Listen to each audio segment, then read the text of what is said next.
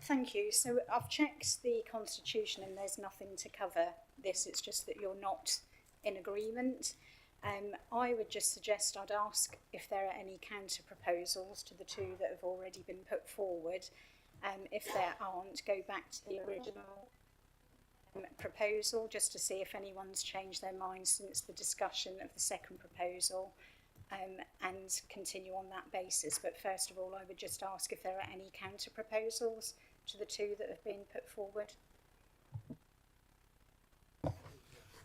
Thank you, Madam Chair. Well, I would like to modify my first proposal, and if we can restrict the opening hours from 7 to 8 o'clock, that would be acceptable for me as a proposal. Thank you, Councillor Orber. So, do we have a seconder for that proposal? Yes, exactly the same as Councillor Orber. Thank you, Councillor Mia. So we have a proposal on the table to approve this planning application with a change to the conditions of opening hours from 7 in the morning till 8 p.m. at night. We'll go to the vote. If you are in favour, please raise your hands. Is that not going to include anything what I was discussing with you? About the review, the wording? It says there were extra 2 parking places when I was talking with you. Can you just say, so Councillor Leggett, if you want something additional added, you would need to either add that or make a counter proposal. So make a counter proposal in terms of hours and if you want anything in terms of parking. So is it a separate proposal, not linked with what you're putting forward? Can I just modify my proposal then to add the words review for the parking? Or the wording that I discussed with the ladies on that? Can I just clarify in terms of what you mean by review? I think earlier on in the committee, Councillor Leggett, you referred to maximising the number of parking spaces for the retail use. Sorry, so it was around your suggestion around review. I think what you're after is actually maximising the number of car parking spaces for the retail. So the condition would require rather than a review mechanism after a period, the condition would require a minimum, I think, of 8 car parking spaces for the retail, and that would still allow car parking spaces for the residential and the other ground floor commercial unit. I think that's what you were suggesting. Yes, I'm happy to go along with that.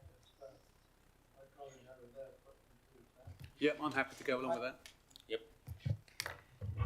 Thank you. So we now have a recommendation on the table of a proposal from Councillor Orber that we approve this planning application with a change in the condition to the opening hours from 7 a.m. in the morning till 8 p.m. at night, and that we have a change in the condition to ensure that there's a minimum of 8 car parking spaces for the retail facility. Do we have a seconder for that? Yes, Councillor Mia. Can we now vote on that proposal? All those in favour, please raise their hands. Sorry, Chair, that's 1, 2, 3, 4 in favour. And those against? 1 against. And abstentions? And 1 abstention, Chair, so that's carried. Thank you. So this planning application has been approved. Thank you.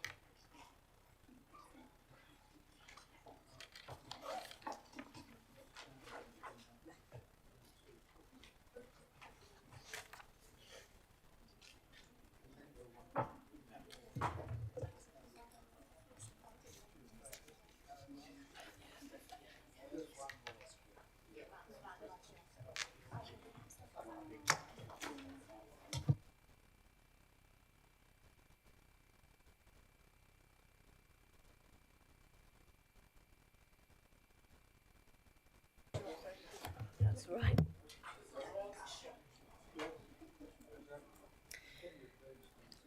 Application number 2 on this agenda has been deferred for consideration at a future meeting.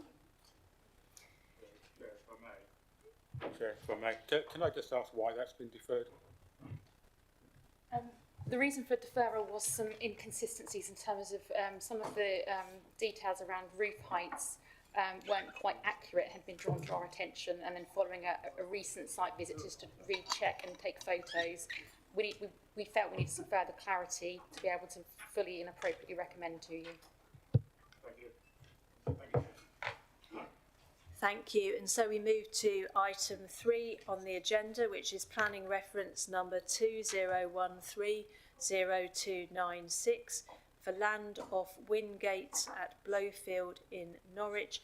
And the report is from page number 36 on your agendas. And I invite the planning officer, Stuart Pontin, to present this application. Thank you, Chair. This is slightly different in terms of what we're looking for members' agreement to is to amend an existing legal agreement that's associated with a planning permission, which you can see dates back to 2013.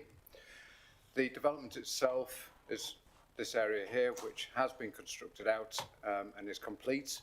And the elements that are before us today relate to the provision of open space and amendments that are coming forward as a consequence of proposals to use part of the site to provide a new school site. Just for clarification, with the approved layout, there were 3 areas of open space. This area here, which is referred to as the adjoining open space, that's a definition that's within the Section 106 legal agreement. And then there were 2 subsequent smaller areas actually within the main body of the development itself. These areas are currently in the process of being transferred to the parish council because that meets the current terms of the Section 106 agreement. And so what's before us today is variations in terms of this parcel of land here and the provision of open space. The area up here is identified within the Blowfield neighbourhood plan for community facilities, and we've considered those together with other measures which we'll discuss in a second in terms of meeting open space and community needs within the locality. What is proposed is to use part of the site for the provision of a new school, and this shows the layout of that proposal. Members may be aware there is a current planning application which is being considered by the County Council for this, and that is due to be determined at their planning committee this Friday. This will obviously result in the loss of part of that open space, but discussions have been going on in terms of transfer of the existing or part of the existing school sites, playing fields and an existing classroom associated with that to the parish council in terms of compensating for the loss of this area. And that's on the opposite side of the road.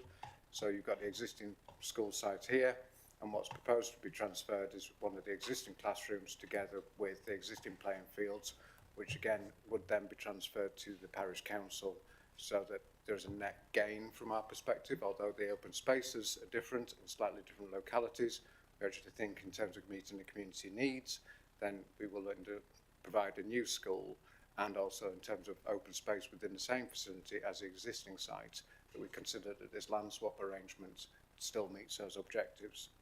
So what's before members today is basically for the agreement to secure those aspects in terms of amending the Section 106 agreement to facilitate the provision of the school on part of that open space site, and then through appropriate mechanisms to secure the transfer of the existing playing fields and part of the school to the parish council as a whole. Thank you, Chair. Thank you. Do we have any questions for the planning officer? Councillor Orber.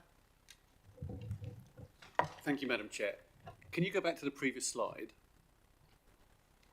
That picture there, I think, does it say community space underneath there? Underneath where the football pitches are? This area there, here? yeah. Yes, so just for clarity, sorry, I omitted that part. So this area here too will be transferred to the parish council post. So basically what it's looking for is to amend the agreement. So part of this land to the north is already part of the county's land. The existing open space comes to approximately this location here. So in essence, it's the sports pitches which will be part of that and go to the school, and then the remainder of what was the original adjacent open land will come back to the parish council together with the playing fields for the existing school. And thank you for that. The playing fields themselves, can they be available for the community to use as well outside of school hours? Is that part of our agreement here? In terms of the new facilities on the new school, that's not really before us today. This is purely about the variation of the Section 106 to facilitate the release of that land. Councillor Nurden. Thank you. My first opportunity to speak at the meeting. Thank you, Stuart. Just for my benefit, if you can just give me an indication, there's this talk about the public consultation. What was the public's feeling about this transfer to the parish council? And then the parish council, Norfolk County Council and Broadland have all been in discussion. Are all parties, I just need to know that for myself, are all parties satisfied and happy with that new arrangement that they've now come forward with? Thank you, Chair. Again, a point I probably should have clarified.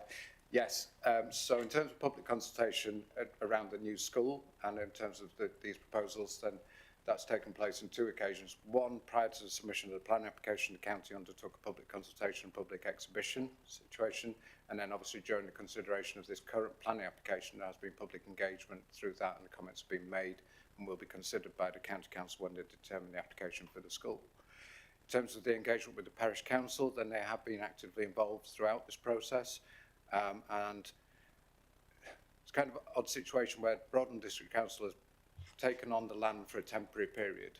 So basically the developer transferred these parcels of land to Broadland District Council with the intention that we would just basically be holding them until such times as the then subsequent transfer to the county and to the parish council.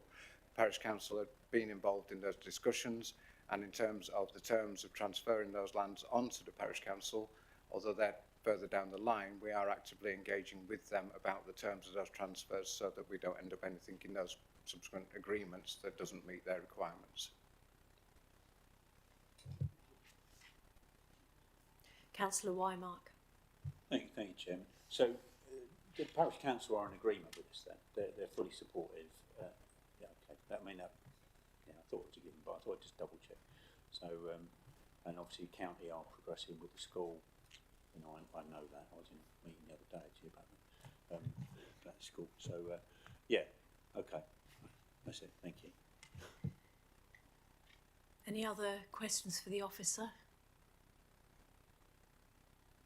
I mean, I see this as a positive process. We'd be facilitating the process of providing a new school by ensuring that the land is provided for it in Blowfield. From what we have heard, all parties who've been consulted are in agreement that this is the way to go, and it's for a 420 place primary school to replace the current school that's actually oversubscribed. Blowfield has seen development over the last 10 years and is due to see more development in the future, so I do believe that this school is needed. Do we have any more questions for the officer, or can we go to a proposal? I'd like to propose that we go with the recommendations as outlined in the report. I'll read those out. That we agree the transfer of part of the adjoining open space to the County Council for the construction of a new two-form primary school. We agree the transfer of the existing school playing field and Year 6 classroom to the Parish Council in lieu of the part of the adjoining open space transferring to the County Council. We agree that the details of the relevant transfers be secured via a variation of the existing Section 106 agreement and other appropriate legal mechanisms. Do we have a seconder? Thank you, Councillor Leggett. All those in favour, please raise their hands. That's unanimous, Chair.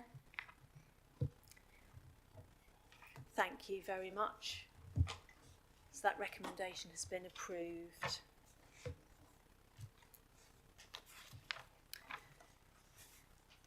Item 5 on the agenda, we have some planning appeals for information. Do we have any questions at all? No. Thank you very much. We come to the end of the agenda, and so I'd like to close the meeting